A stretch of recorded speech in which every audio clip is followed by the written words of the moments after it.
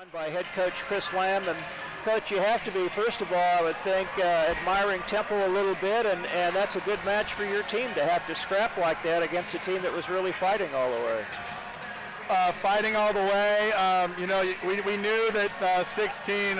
You tell me how to say her last name. We just call her Izzy, but we knew that she was going to, perform. She had 13 kills on 27 swings. That's pretty impressive for a pin player who we were trying to deal with. Not a great night for the Shockers at serve and pass. Not a great night for our Littles defensively. We're going to go talk about that right now. But we had enough offense. You see it, we scored 60 to their 45.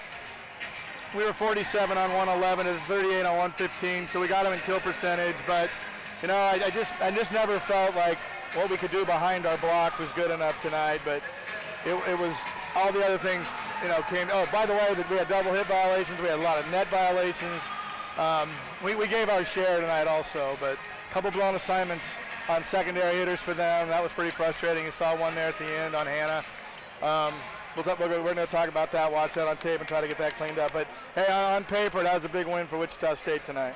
You're talking about the play of the Littles, and we've talked about how maybe Emily Hebert doesn't even get enough credit sometimes. I thought she was tremendous today at turning some near overpasses into playable balls and some sets that led to kills directly. Yeah, well, with what we were giving her, I mean, it just honestly, we don't put extra time into the serve and pass game when we think it's going well, or if it's just we're sort of tired and it's an easier way to work the bodies. And we've laid off the serve and pass game. But I'll tell you, after this weekend, our Littles just we went back a step. And granted, I do think UConn, that's one of their strengths, and Temple's always hit it.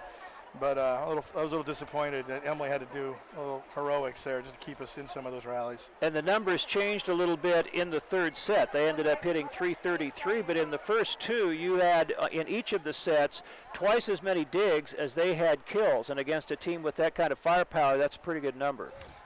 Yeah, I mean, you look at numbers a little different than me. I always like when you come up with those little nuggets. That's a pretty good way to say it. These guys, so what, with their MO, when they don't like stuff, if they don't like the situation in the rally, they throw it up to those outside hitters, and those outside hitters, you can tell, are just trained to tool their way out of trouble. So if you're sloppy with the block, they get their easy side outs, and you saw that. But if they're not, and they want to roll over the top or hit around it, then we're pretty well positioned because they were taking a little bit off the gas in those situations.